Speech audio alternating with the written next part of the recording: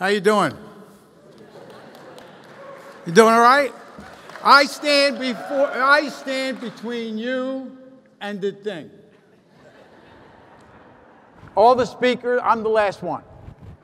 So you want this to go on, right? Nah, come on, tell the truth. I want to thank Chairman Abbey, and I want to thank Dean Kroll. This is an unbelievable occasion. I want to thank the faculty. I want to thank everybody, actually. I'm here. I feel like Pavarotti with the. This is really cool. I can't tell you. This is cool. You're giving an honorary degree to somebody that quit.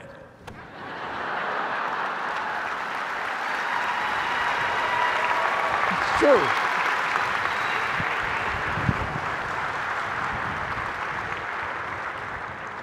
You have no idea. I don't like standing behind there, so you don't mind this, do you?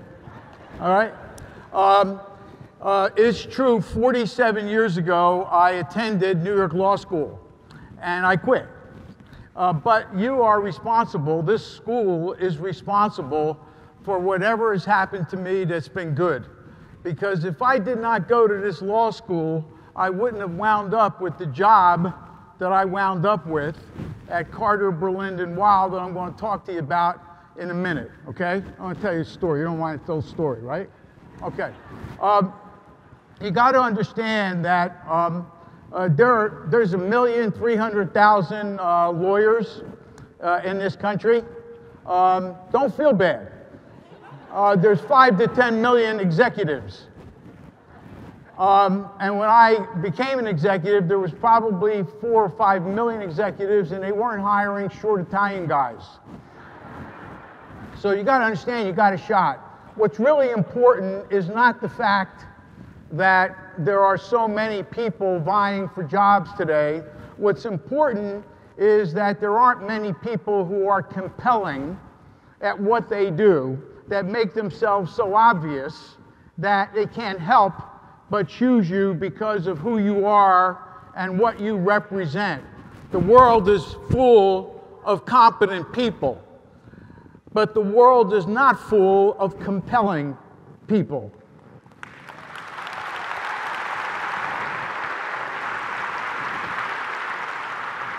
I want to talk to you about the things that I think will make you compelling. At least it's made me compelling. I want to share it with you, and there's some things that if you think about them, they act as guideposts for you, then you'll never go wrong, and you'll find that your sense of feeling of who you are and the fact that you want to be compelling will be with you all your life. The first one is you got to have vision. You got to know where you're going, and where you're going has got to be so focused and so clear that you won't stop until you get there. It's so important that that vision stays with you every day. The vision, by the way, is no good unless it is accompanied next by an emotion. There's lots of people who commit to joining a gym in January. But emotionally, they don't buy into and they don't make the commitment that you need to have that vision. I call it the Viking effect. Does anybody know what the Viking effect is? The Vikings were the people who were the bad guys that used to invade countries. You remember those Vikings? You know, from the north. Now you got it? When they landed ashore of a country they were going to conquer, they immediately burned their boats. And the reason they burned their boats was to commit that they were not going to lose. The vision they had of conquering that country, the commitment they had and the emotion, there was no going back, there was no plan B. They burned their boats. The only way they could get back was to build new boats if they won. How many of you have committed to burn your boats with no plan B? If this doesn't work, I'll do that. If this doesn't work out so good, there's always that. You can't have it that way. The vision has to be so pure, so forceful in your mind that you totally emotionally commit to what that vision is. The next thing you need is purpose. Vision's nice, emotion and commitment is nice, but you got to have a purpose. It's the glue that keeps your life together. What are you doing here? Why'd you go to law school?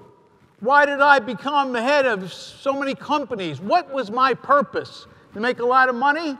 I'm telling you, that's not what it's about. The purpose has got to be genuine concern for what you do and the people you do it for. Whether you're...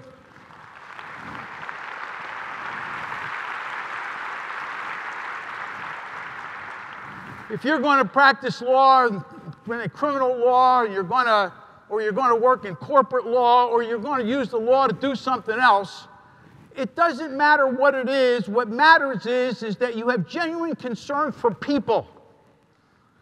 It's not about technology. It's not about the internet. It's about people. And if you can have genuine concern for what's good for people, and that's your purpose, you're going to go as far as you want to go because your purpose is pure. It's important to have one. It's important to have one because it's the center of who you are. If you want to know what passion is about, and it's been mentioned many times up here, passion is the marriage of your vision, your commitment, and your purpose. You marry the three together, and that's where your passion comes from. In the absence of those things, you got nothing. If you want to have a vision, you got to go out and you got to find that vision. I call it go play in traffic. Now you're saying, what's wrong with the guy? He wants me to go get hit by a car. That's not what I want you to do. I want you to do is to engage. We live in a society of hopeful authenticity, but it gets filtered through so many various things that are emails or texts or LinkedIn's or Instagrams, and through that filter we wonder who we are. We got to go out and engage and play in traffic. That's how I got here. When I entered New York Law School, I thought it would be a great idea to go find a job with a Wall Street law firm and start my meteoric rise to the top. Thankfully, the law school was downtown near Wall Street. So after my last class, I said, let me go knock on some doors, play in some traffic, see what's going on, and find a job at a Wall Street law firm. So I went around to look at directories. This is when you could go upstairs easily. And I saw the name Carter, Berlind, and Weil, and I figured if it's got 3 names, it's a law firm. So I get up to Carter, Berlind, and Weil. I said, with whom may I speak about a job? I'm not sure I said it that way, but that's what I did. And she said, well, this is a small company. Let me see. She says, go down the hall and ask for Mr. Weil. I go down the hall and ask for Mr. Weil, and he said, what can I do for you? I said, I'm going to New York Law School, and then after class, I want to learn the law from a practical point of view and start my meteoric rise to the top. He says, that's a great idea. I said, it is? He says, it's a great idea. What makes you think you can do that here? I said, this is a law firm. He says, no, it's a brokerage firm.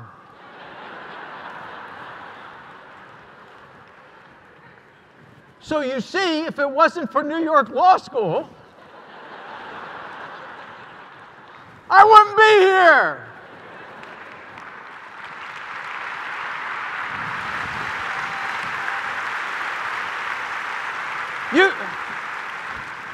So I start to walk out, and he says, no, that's a good idea. He says, no, I like your moxie.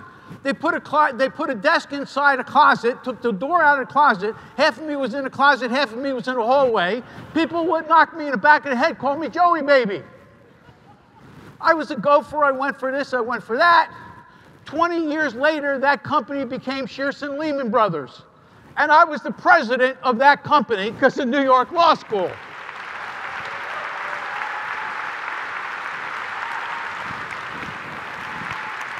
That company was part of Travelers Group, which became part of Citigroup. And so when I tell you that I am so endeared to New York Law School, even though I quit, but I quit because I love the closet. I loved what I was doing. I had a vision of being a great Wall Street executive. That was my vision.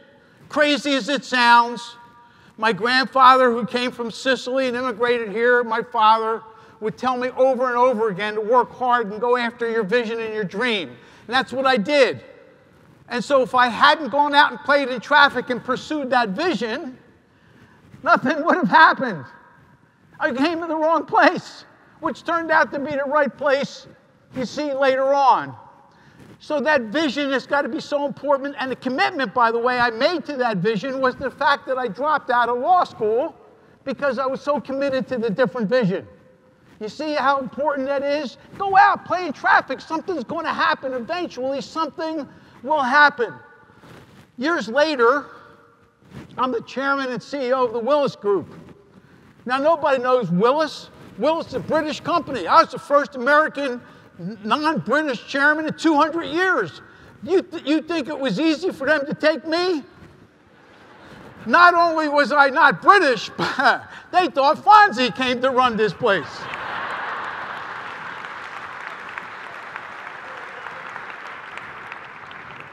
Fast forward to 2008. Now this company that lost money was now the leading insurance broker in the world. In 2008, I make the worst decision of my life, and I buy this company in June of 2008. All of you remember what happened after that. Right? So the brilliant executive makes the biggest deal in a decade in the insurance industry, and it turns out to be at the worst possible time. October comes around, all the banks that were going to lend me money permanently, and they took a pass. Instead of giving me permanent money, they gave me bridge loans. I'm not going to get into that, but that's a bad thing. They were charging me more money than my relatives would charge.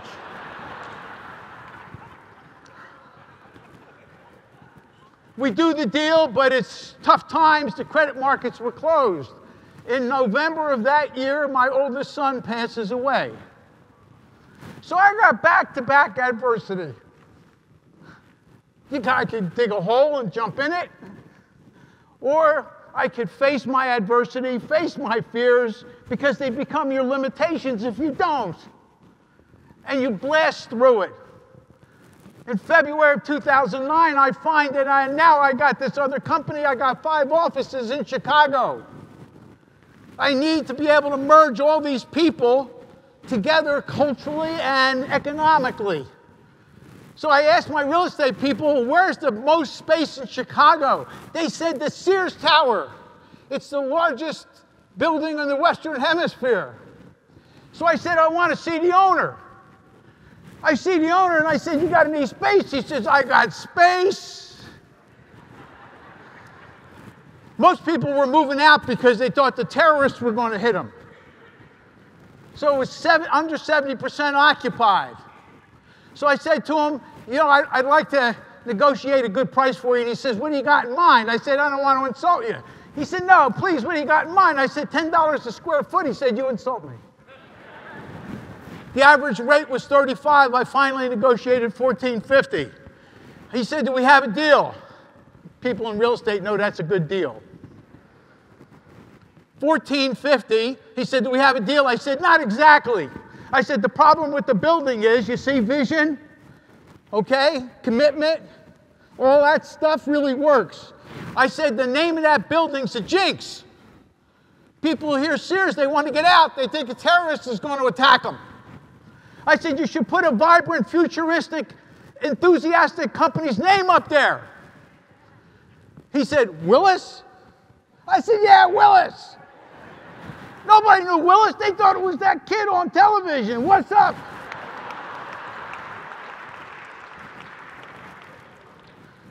Finally, I said to him, I'll do the deal if you change the name.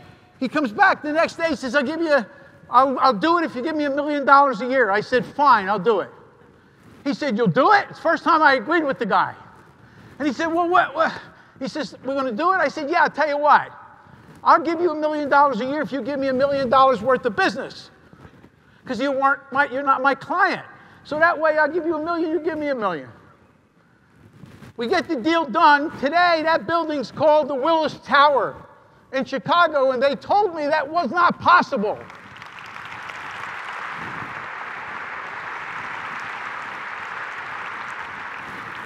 The night that we dedicated the building, I was on the NBC Nightly News, and Brian Williams said to me, he says, "How, after all these years, did you come along and change the name? It's been that way since 1973. What did you do to make them change the name?" I looked into the camera and I said, "I asked."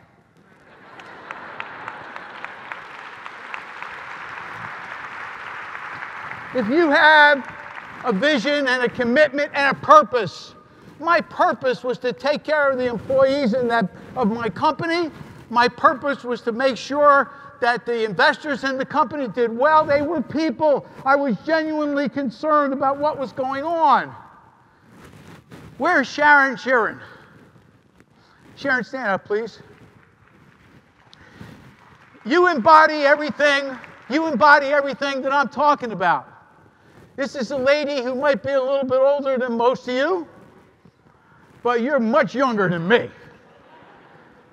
This is a lady who not only raised children, she decided to go to college. She graduated summa cum laude the day her son graduated from college. What a wonderful thing.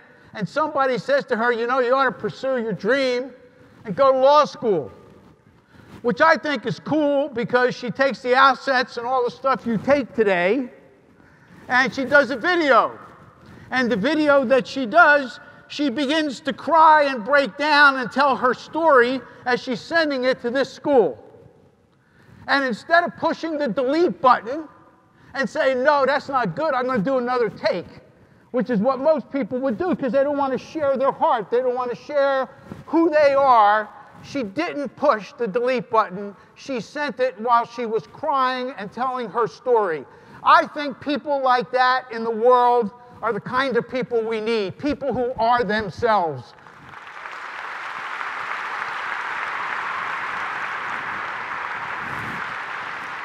Where is Deshaun Dawson? Where's Deshaun? Deshaun, you want to stand up, please?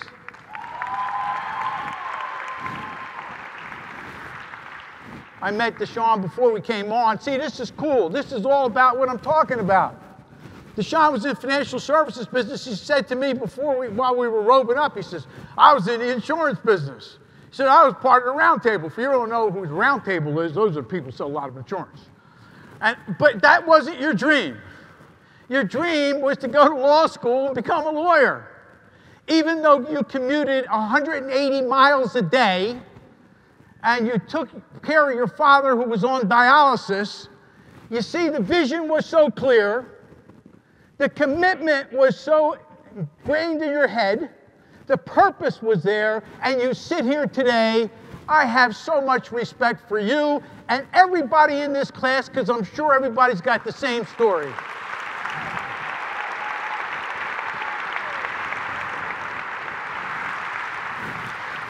So there you have it. You want to be compelling, you got to know vision, you got to know commitment, you got to know purpose, and you got to know passion. But knowing the words is not enough.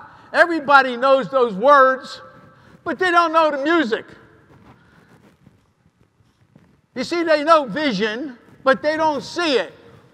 They know commitment, but they don't sell out to it. They know purpose, but they have none. They know passion, but they don't feel it. You want to go from competent to compelling, you have to be able to take the words and the music. And the music comes from your heart. It's the electrical, visceral feeling that you give off every day that shows people you're compelling, you're obvious, you're better than the next person, and you are so clear and so purposeful in what you want to do. Now you know the words, now you know the music, it comes from your heart. This school breeds people who have heart. The community that I see here, and I do a few of these, is different than most places. This place is compelling. It's what makes you all breathe. You should have so much swagger as you walk out of here. Swagger is a cool word, isn't it? It's cool, isn't it? You got swagger in your hand. Let me tell you, does anybody know what swagger is? Let me tell you what it is, and I want you to never forget this. Got it? Come on, you're graduating from law school. It means you're smart. I didn't even do that. North of confident, south of arrogant is swagger. You got it? Let me hear it. North of confident, come on, this is your graduation. You can't be a lawyer and not be able to talk. What's wrong with you people? North of confident. North of confident. North of confident. Walk out of here with swagger. God bless you and thank you.